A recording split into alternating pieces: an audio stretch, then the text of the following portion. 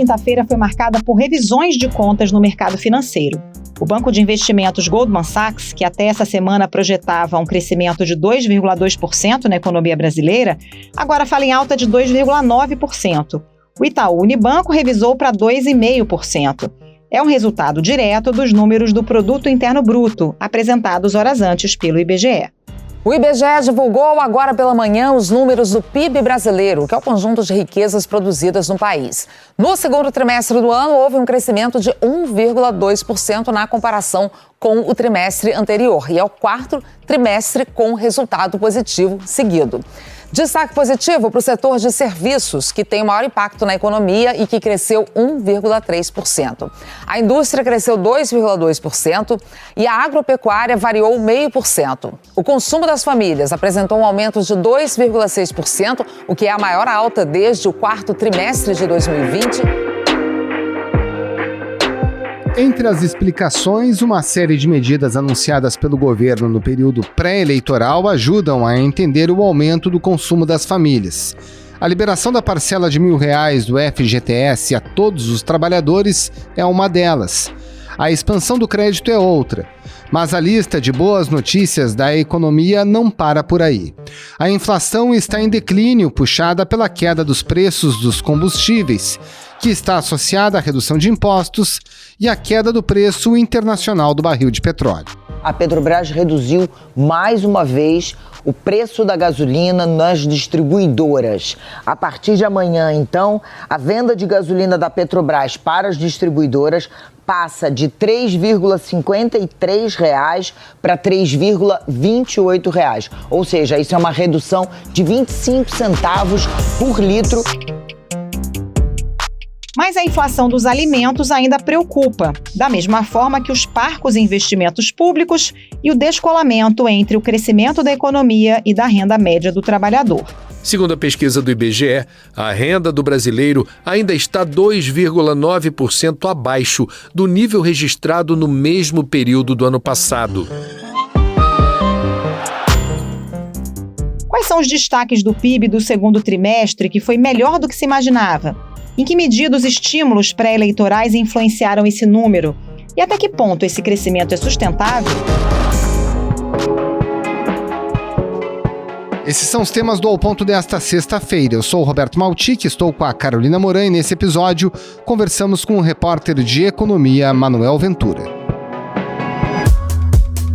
Fique com a gente. Esse podcast é um oferecimento DAO.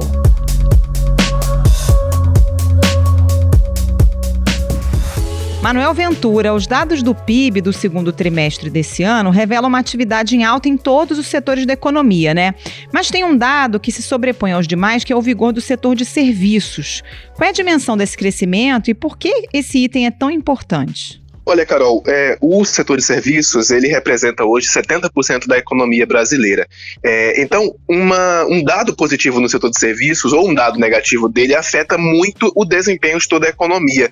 E também, no segundo trimestre desse ano, o setor de serviços ele viveu a retomada, principalmente dos eventos presenciais, que voltaram com força e com uma dimensão de antes da pandemia. Isso ajudou a contribuir com o resultado positivo do setor de serviços. O setor de serviços cresceu 1,3%, e lembrando que o PIB cresceu 1,2%. Então, é um dado que mostra que o setor de serviços, retomando as suas atividades em plena força depois da pandemia, do auge da pandemia, ajudou a recuperar a economia como um todo. Mas também tem um dado muito importante que no primeiro semestre e principalmente ali no segundo trimestre deste ano, o governo liberou um saque de até R$1.000 das contas do FGTS. E é um dinheiro que foi usado pelas famílias, pelas pessoas que receberam esse dinheiro para comprar, para aumentar o consumo, e isso ajudou a recuperar o PIB neste ano. Pode usar esse dinheiro para fazer uma aquisição que iria fazer agora e tentar um desconto por estar com dinheiro na mão.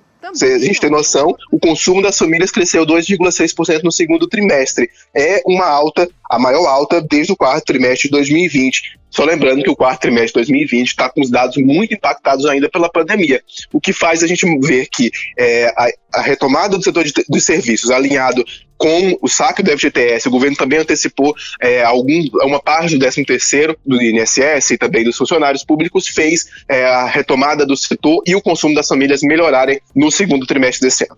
Pois é, Manuel, e os números da indústria também foram positivos, né? Houve um bom resultado, crescimento de 2,2%.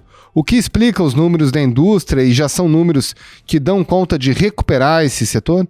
Olha, Maltic, os números da indústria, eles ainda estão muito afetados pela pandemia, são números que ainda não recuperaram a atividade econômica da mesma forma como o setor de serviços, e são números que, embora positivos, eles ainda precisam melhorar para a gente voltar a um patamar pré-crise. A indústria ainda está sofrendo com preços elevados de insumos, as cadeias globais de suprimentos ainda estão bastante afetadas por conta ainda das medidas de lockdown, das medidas de isolamento, principalmente na China. Então, a indústria tem ainda uma necessidade de se recuperar. E vou destacar também o setor de alimentos. O setor de alimentos, ele não se recuperou totalmente, por exemplo, por conta do aumento de preços. Isso fez as pessoas mudarem um pouco a dinâmica de consumo interna das famílias. As pessoas reduziram o consumo de alguns alimentos de maior qualidade, alimentos de luxo, o que ajudou a impactar o setor da indústria, que o resultado dele foi puxado pela construção civil. Pois é, Manuel, as variações do PIB ainda são muito afetadas pela pandemia, né? Como você disse, a base de comparação ainda é muito baixa, o que torna difícil a leitura dos dados. A gente consegue comparar esse PIB que está se desenhando para esse ano com o período pré-pandemia e o que dá para concluir a partir dessa comparação? A gente pode comparar com o último trimestre de 2019, né, que é o último trimestre ali que não foi afetado pelos resultados da pandemia. Se a gente comparar com aquele último trimestre, a atividade econômica ficou 3% acima do último trimestre, antes da pandemia, e bastante próxima já ao pico da série histórica do PIB brasileiro. Há enormes diferenças entre os vários setores da economia. O de serviços, por exemplo, subiu 0,4%, mas foi a agropecuária que ajudou a evitar uma retração, cresceu 3,6%. Ou seja, já está havendo uma recuperação melhor do que havia antes da pandemia, mas ainda não suficiente para acompanhar os resultados da economia até 2014, que foi logo depois de 2014, 2015, a gente entrou numa crise que mexeu com todos os indicadores, entre eles de crescimento da economia. Então já é possível dizer que passou-se o período da pandemia, segundo os dados do PIB, mas ainda é preciso recuperar a outra crise que o Brasil passou. Para a gente ter noção sobre os números de pré-pandemia e pré-crise, o setor de serviços está no melhor patamar desde 2015 e os investimentos recuperaram o nível de 2014 e também a taxa de desemprego caiu ao nível de 2015. Então são dados ainda que já recuperam a pandemia, mas que ainda não mostram uma recuperação de antes da crise de 2014, 2015. Pois é, você falou em investimentos, Manuel. Houve um avanço para 18,7% do PIB, ou seja, os investimentos somados representam quase 20% do produto interno brasileiro. O que exatamente é esse dado de investimento? Do que a gente está falando e por que ele ainda é considerado tão baixo? Olha, o dado ele ainda é muito baixo se a gente for entender a necessidade do país investir para gerar emprego, gerar renda e manter um crescimento sustentável. Logo no começo a gente começou falando que o setor de serviços sustentou o crescimento do PIB neste trimestre, mas na verdade é preciso que haja uma segurança e uma estabilidade de investimento para que esse crescimento seja sustentável. O investimento nisso é fundamental. Um crescimento nessa proporção ele ainda é muito baixo diante da necessidade brasileira de gerar emprego, gerar renda para os trabalhadores. E eu destaco também o número baixo de investimento do governo federal, que é um investimento público que também é importante nessa dinâmica. Por exemplo, em 2023, o governo federal está prevendo 20 bilhões de reais de investimento. Isso é um número bastante baixo se a gente comparar com outros investimentos que podem ser feitos, que são feitos, já foram feitos pelo governo e também são feitos pela iniciativa privada. Ainda sobre investimentos, parte dos investimentos que estão contratados agora com as concessões e com as privatizações eles ainda não foram realizados, porque os leilões e os processos de contratação, eles ainda estão sendo realizados. Então, é uma taxa que precisa melhorar, considerando a necessidade de ter uma geração de emprego e de renda de maneira sustentável no país. E se a gente comparar com outros países do mundo, Manuel, países com economias parecidas com a do Brasil, né? O Brasil está acompanhando o crescimento mundial, ou está acima, está abaixo? Como é que a gente pode comparar esse crescimento do PIB com o resto do mundo? Olha, Carol, a consultoria Austin Rating, ela fez um levantamento com 29 países, então grandes países, e ela concluiu que o Brasil está entre os 10 países que mais cresceram no segundo trimestre de 2022. O Brasil é o 7º, considerando esses países. É um dado que é muito interessante, porque mostra realmente que, enquanto o mundo grande parte do mundo está caminhando já num processo recessivo, o Brasil ainda tem um crescimento para ostentar. E o Brasil ficou atrás da Holanda, da Turquia, da Arábia Saudita, de Israel, Colômbia e Suécia. São os países que cresceram mais do que o Brasil neste trimestre. Uma pesquisa da Fundação Getúlio Vargas revelou a renda média dos trabalhadores rurais brasileiros. O trabalhador rural piauiense tem a menor renda média de todo o país, com apenas R$ 459 para quem trabalha com agricultura. 7 vezes menor que o estado do Mato Grosso, que tem a maior renda média, chegando a mais de R$ 3.000. Bom, falar um pouquinho agora sobre o crescimento da renda do trabalhador, né? Que é um dado super importante. A gente tem uma redução do desemprego no país, mas se pergunta até que ponto a renda média do trabalhador brasileiro está crescendo na mesma proporção do PIB, né? Pelo ângulo da renda, o crescimento segue nessa mesma direção? Olha, o Brasil, Maltic, nos últimos meses, ele assistiu uma queda recorrente da renda do trabalho medida pelo IBGE. Mas no último mês, a renda habitual ela voltou a crescer e chegou a 2.693 no último dado divulgado pelo IBGE. É uma primeira alta, mas ainda quase 3%, 2,9% menor que 2021. Então, a gente, ao mesmo tempo, está falando de dado positivo de crescimento, dado positivo de geração de emprego, mas a renda ela não consegue acompanhar ainda esses dados positivos, porque a inflação está corroendo a renda das famílias dessa maneira, e também porque depois da pandemia, que houve demissões, algumas pessoas foram demitidas com salários, pessoas que tinham um salário um pouco mais baixo, essas pessoas que foram demitidas, isso acabou colocando a média da renda do trabalho um pouco mais alta, e foi havendo uma recontratação com um salário mais baixo. Então, de alguma maneira, o dado ainda mostra que o desemprego está diminuindo, mas a renda ainda precisa melhorar para voltar a um patamar de antes da crise, um patamar de antes da pandemia. Manuel, a gente teve liberações de fundo de garantia, teve auxílio vitaminado, vários incentivos às vésperas da eleição, o que acabou ajudando a turbinar esse número, né? Falando de Auxílio Brasil, o governo mandou o orçamento de 2023 para o Congresso, prevendo um Auxílio Brasil de pouco mais de R$ 400 e não os 600 prometidos pelo governo. O salário mínimo também não tem previsão de ganho real, o governo não tem dinheiro para isso, né? O ministro Paulo Guedes disse que se a guerra na Ucrânia continuar no ano que vem e o Bolsonaro for reeleito, a emergência será mantida, assim como o auxílio de R$ 600. O que dá para dizer sobre isso? O governo está realmente comprometido com esse auxílio de 600 ou não tem dinheiro em caixa para isso?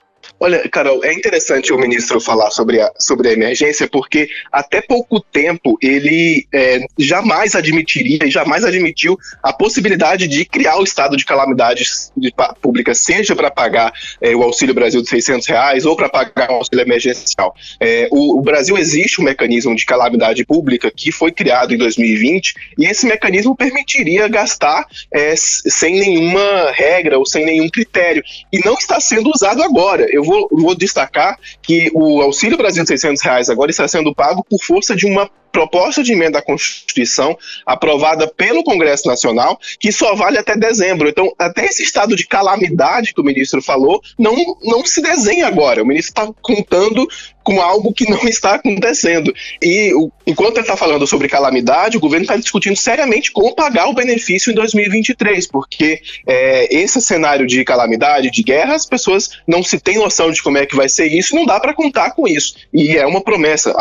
O orçamento de 2023, a proposta orçamentária, foi ao Congresso Nacional com compromisso do presidente, com compromisso do ministro da Economia, oficialmente falando, de colocar o auxílio para R$600. O secretário do Tesouro explicou que uma mensagem presidencial encaminhada ao Congresso junto com o projeto de orçamento diz que o governo quer negociar receitas para manter o benefício no valor maior.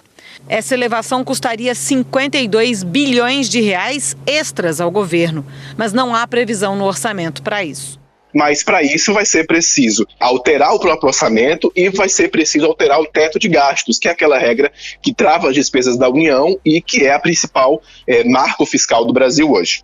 Porque essa fala do ministro da Economia, ela pode dar a entender que se por acaso não tiver guerra na Ucrânia, não vai ter auxílio de 600, né?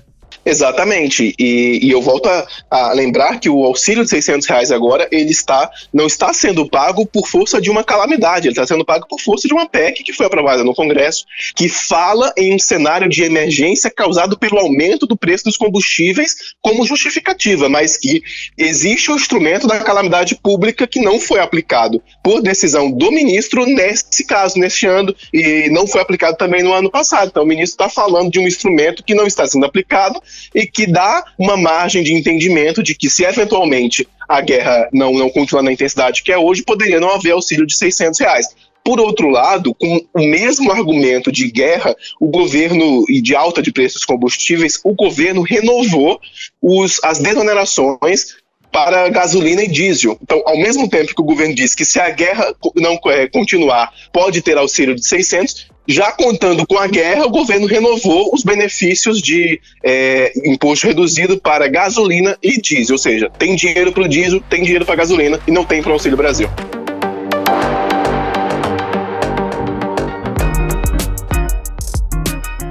Deixa eu pegar esse teu gancho aí de desoneração de impostos sobre combustíveis, né, e sobre energia, para falar sobre inflação. Esse tem sido um ano marcado pela inflação, que está bem acima do teto da meta. O teto é 5%, ela gira na casa de 10%, deve terminar o ano em mais de 8%. Se o consumo está aumentando, né, se o consumo das famílias vem aumentando, a economia está aquecida, seria de se esperar que a inflação também fosse pressionada, mas a gente viu até uma deflação no mês de agosto. O quanto disso tem a ver com esse estímulo temporário que acaba gerando essa deflação até artificial com redução de impostos de energia e de combustíveis? Olha, essa deflação, ela é causada, praticamente esse número, ele é causado basicamente por conta das medidas que foram tomadas pelo governo com relação aos combustíveis, tanto com a redução dos impostos federais, quanto pela redução do ICMS. O governo impôs, né, o governo obrigou, via Congresso, os estados a reduzirem o ICMS. Então isso mexeu nos preços da energia elétrica, mexeu no preço dos combustíveis e na média final acabou reduzindo o preço de modo geral. Mas os alimentos, por exemplo, não sentiram essa queda ainda. As pessoas ainda continuam encontrando alimentos mais caros no mercado, nos restaurantes, por conta dessa dinâmica que você falou. Os preços continuam altos, com exceção dos preços de combustíveis e de energia elétrica, que foi onde o governo federal atuou. Isso dá uma importante informação sobre a dinâmica da artificialidade, né? Porque no momento que o preço, a inflação dos alimentos continua em alta e pressionada, realmente são as medidas que foram aprovadas justamente no período eleitoral que tem dado essa deflação, né?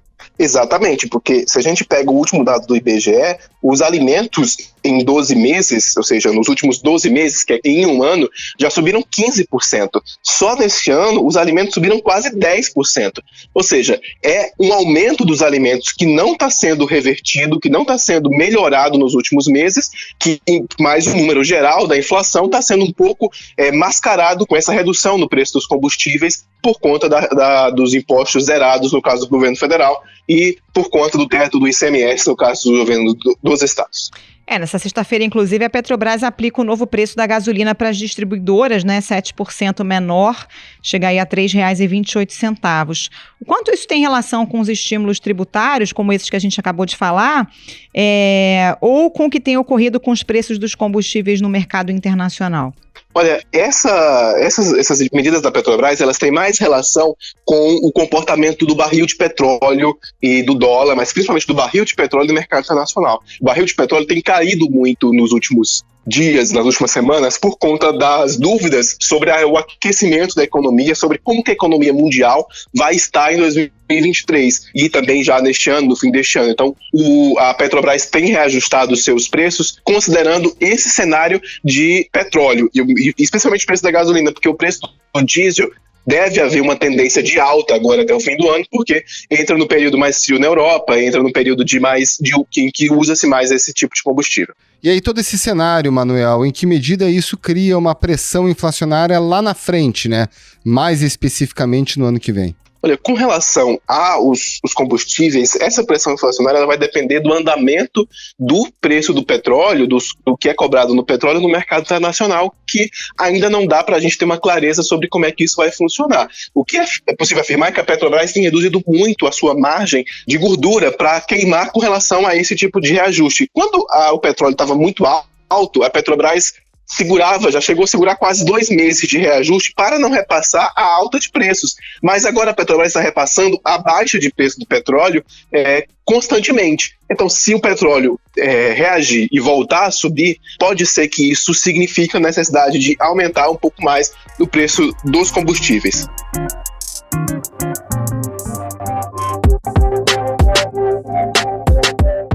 Por fim, Manuel, jogando aí para frente, né? As previsões dos economistas para o crescimento desse ano estão ficando para trás, a economia está crescendo mais do que o previsto.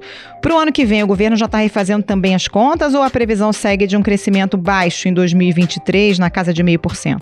Olha, nesse ponto há uma divergência grande ainda entre o governo e o mercado. O governo ainda prevê um crescimento de 2,5% do PIB em 2023, enquanto o mercado já não espera um crescimento de 0,5%, ou seja, um crescimento muito próximo a zero.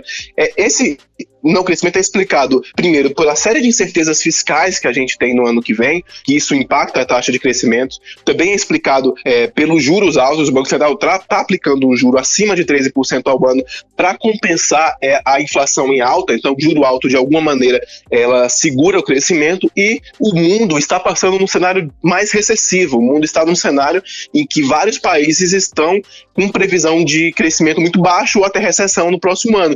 Em meio à crise energética na Europa, a Rússia voltou a suspender o fluxo de gás natural para o continente.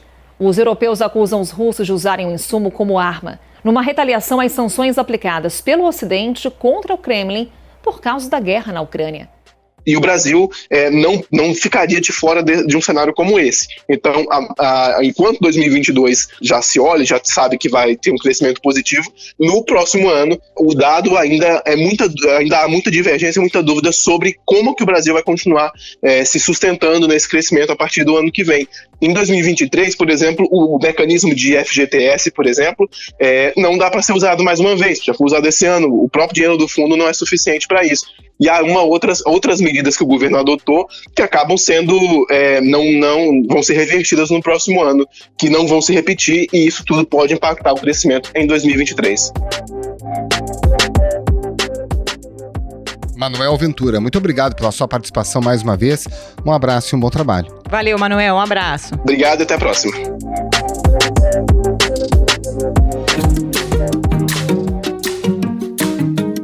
Esse foi o Ponto de hoje, o podcast diário da Redação do Globo. Nessa conversa a gente conta com a participação de toda a equipe do jornal, as mesmas pessoas que levam até você informação e análise de qualidade todos os dias. Quer saber mais? Assine o Globo. Acesse assineoglobo.com.br e confira todas as notícias e reportagens especiais. Nesse episódio, além dos áudios da TV Globo, a gente utilizou o áudio da CNN Brasil. A produção é da Raquel Pereira e a edição é do João Guilherme Lacerda, que está de volta depois de um longo período que foi substituído pelo Luan Oliveira, que a gente agradece de montão. Tchau. Até mais.